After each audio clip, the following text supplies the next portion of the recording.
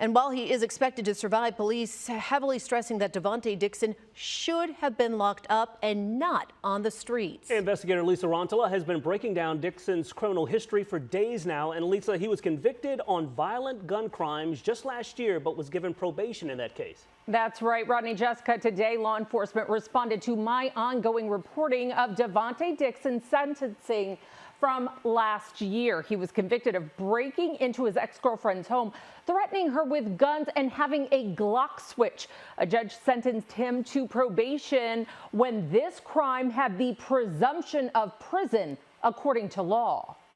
Nothing happens to these judges. They just say, oops, I made a mistake. I shouldn't have done that. And they go on to the next case. Sheriff and police union all agreed in saying the previous sentencing of Devontae Dixon was a failure by the Franklin County court system. Dixon could have faced up to 16 years in prison for his gun convictions and threats of gun violence made to his ex-girlfriend. Instead, he served 6 months in a residential prison diversion program and was required to report to his probation officer for the next 2.5 years after that. Both the defense and prosecuting attorneys agreed to that sentencing. And last week, I showed you this statement sent to me by the Franklin County Prosecutor's Office.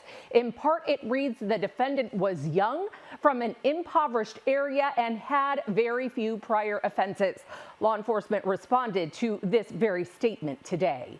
Besides that, we're going to look into how old he was, 21, and that he was from an impoverished community. I do not know what that means. The majority of this violent offenders' victims were from impoverished communities.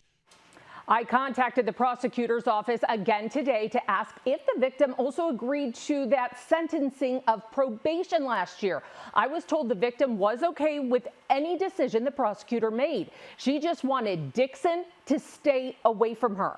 Another big point here, one of Dixon's convictions last year was having a Glock switch that can convert a gun into an automatic weapon. In federal court, the possession of a Glock switch could lead to a 10-year prison sentence alone. On your side, I'm investigator Lisa Rontola.